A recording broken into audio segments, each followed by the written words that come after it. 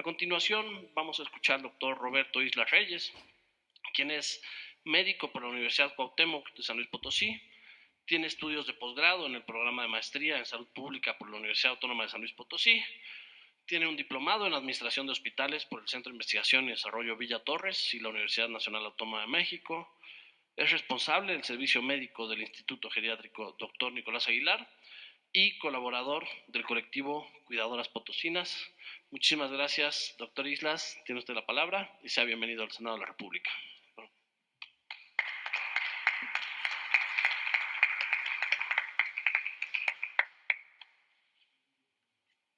Bueno, pues muy buenas tardes. Muchas gracias por la invitación a la licenciada Montserrat Pérez. Saludo también a todos los presentes. Y bueno, el día de hoy quiero hablar de un tema que me parece que es muy importante. Si estamos hablando de accesibilidad y equidad en los servicios de salud en la Ciudad de México, pues es importante mencionar también que hay un sector poblacional que ha sido invisibilizado durante mucho tiempo. Este sector poblacional son las personas cuidadoras primarias. Una persona cuidadora primaria es aquella que se encarga del cuidado de otra persona, normalmente un familiar. ¿Y por qué habría que brindar cuidado? Pues esto es porque hay una situación de dependencia. Una persona que tiene una situación de dependencia normalmente es por discapacidad, por vejez o por enfermedad crónica. Una persona que es dependiente no puede llevar a cabo sus actividades básicas de la vida diaria, como lo es comer, bañarse, vestirse. Entonces, pues requieren de alguien que les brinde ese apoyo. Ahora, si pensamos en nuestra población, en 1950, 5 de cada 100 personas eran adultos mayores. En 2021, esa cifra se elevó a 12 de cada 100 personas. Para 2050, 23 de cada 100 personas van a ser adultos mayores. Entonces, bueno, ¿me pueden regresar una, por favor? Aquí en esta imagen vemos lo que es el cuidado, ¿no? Es una mujer afeitando a un adulto mayor. Eso es parte de los cuidados, algo básico. En la otra imagen es un libro de Marcela Lagarde, una representante y referente del feminismo mexicano. Creo que es importante mencionar que la mayor parte de las personas cuidadoras primarias en nuestro país y probablemente en el mundo son mujeres. Entonces esto hay que verlo desde una perspectiva también feminista. Y bueno, ya abordando también este tema de que nuestra población está envejeciendo, cada vez va a haber más personas cuidadoras, más personas que requieran de cuidados, pues es un sector de la población que tenemos que voltear a ver. Entonces, bueno, como decía, la mayoría de las personas que reciben cuidados son familiares, la mayoría de las personas que brindan cuidados son mujeres. Las mujeres sostienen el 75% del cuidado no remunerado en México. Y esta otra imagen de lo privado a lo público fue un foro que se llevó a cabo en la ciudad de San Luis Potosí, de donde soy originario. Y pues este foro estuvo organizado por un colectivo de mujeres cuidadoras, el colectivo de Cuidadoras Potosinas. Precisamente se llama de lo privado a lo público porque el cuidado se lleva a cabo en casa, de manera privada. Y es un tema que debemos llevar a lo público, que se tiene que abordar por medio de políticas públicas, porque no hay políticas públicas que protejan a las personas cuidadoras primarias. ¿Por qué? Porque muchas de estas personas que cuidan 24/7, es decir, 24 horas al día, 7 días a la semana, 365 días del año, y muchas veces, si tienen empleo, lo pierden. ¿Por qué? Porque no hay empatía social, no hay empatía en los trabajos, en el empleo, pierden sus empleos, y entonces, ¿de dónde obtienen esa fuerza económica para seguir cuidando? Muchas de estas cuidadoras son solas, no tienen redes de apoyo familiar que les ayuden a brindar el cuidado al familiar que requiere, en este caso, los cuidados. La que sigue, por favor. En esta otra imagen vemos qué es lo que requiere una persona cuidadora. Es a lo que le llamamos las 4 R's: reconocimiento, retribución, reducir y redistribuir. Reconocimiento, ¿reconocimiento de qué? Bueno, pues de su trabajo como cuidadoras, porque muchas veces no es visto como un trabajo. también de su empleo fuera de casa. Es decir, estamos hablando de dos trabajos, el que hacen dentro de casa cuidando a su familiar y el que hacen fuera de casa para poder mantener todo lo que se requiere para brindar ese cuidado. Por otro lado, retribución, una retribución digna por el trabajo que realizan. Tengo entendido que existen ya algunos programas en la Ciudad de México, en algunas alcaldías, en las que se les da algún apoyo económico a las personas cuidadoras. Sin embargo, esto no basta.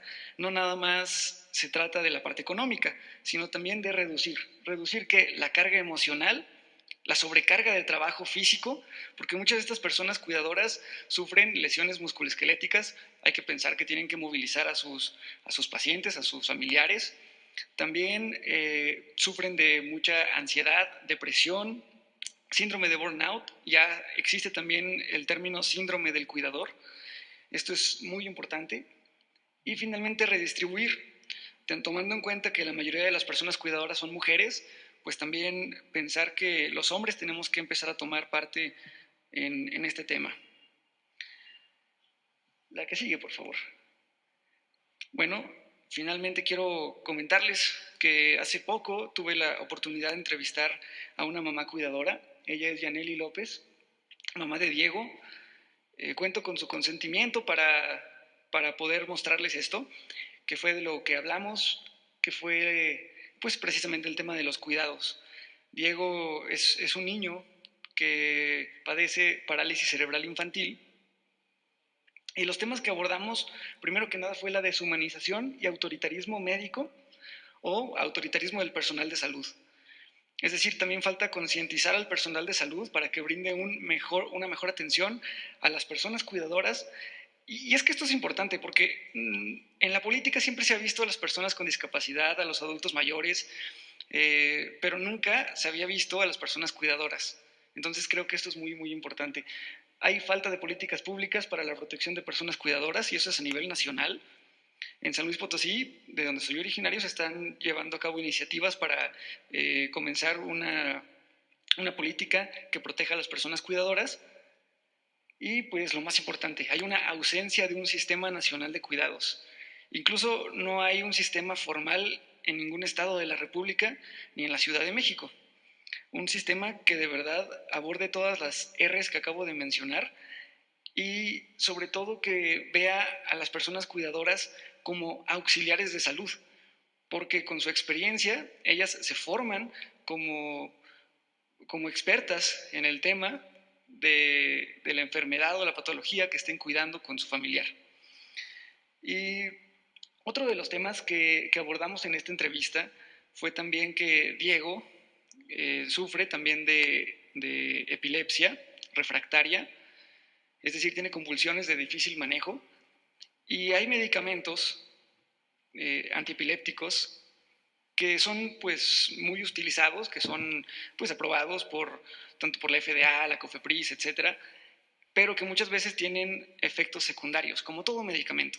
Entonces, ¿qué hacen las personas cuidadoras? Buscan alguna alternativa, algún recurso que pueda ser de utilidad. En este caso voy a hablarles de cannabis medicinal, que si bien en nuestro país es un tema también que necesita de atención, si bien ya existe un fallo por parte de la Suprema Corte de Justicia de la Nación, y también hay activistas que apoyan esto, también tenemos a la COFEPRIS que está en medio, que no se pone ni a favor ni en contra.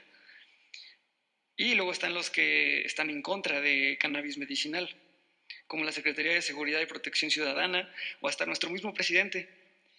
Y hay que recordar también que, bueno, cuando hablamos de un medicamento o de un potencial recurso terapéutico, pues tenemos que hablar desde la evidencia científica. Entonces, bueno, creo que lo que hace falta en nuestro país, en la Ciudad de México, es voltear a ver este recurso terapéutico potencial. Cabe destacar que existen ya medicamentos aprobados por la FDA, como lo es el Epidolex, a base de CBD. Es un tipo de aceite, es un cannabinoide que se extrae de la planta y sirve precisamente para epilepsia refractaria. Es lo que hablaba con Jane, que este medicamento es caro, es difícil de conseguir. Y cuando digo caro es que sí es caro. Más de 20,000 pesos sí cuesta. Entonces, ¿qué hacen las personas cuidadoras? Pues buscan recursos, incluso hasta ellas mismas extraer de la planta estos cannabinoides para poder utilizarlos en el cuidado de las personas que lo requieren. Por ejemplo, en estos casos de epilepsia. Sin embargo, pues por cómo está la situación, el marco legal y la política en nuestro país, pues a veces no es del todo sencillo. Y los productos que hay no son del todo confiables, porque los etiquetados no dicen siempre la verdad. Es decir, falta una revisión del marco normativo vigente. Hay que revisar la Ley General de Salud y el Código Penal, porque si bien la Ley General de Salud ya está abriéndose a poder utilizar este producto, este recurso terapéutico, el Código Penal sigue viendo a cannabis como una sustancia prohibida. Entonces, bueno, este es como un subtema del cuidado en general, que es lo que brindan las personas cuidadoras. El tema de los recursos terapéuticos, pues sería el uso de cannabis medicinal como un recurso terapéutico. Y bueno, creo que con esto termino mi intervención y muchas gracias.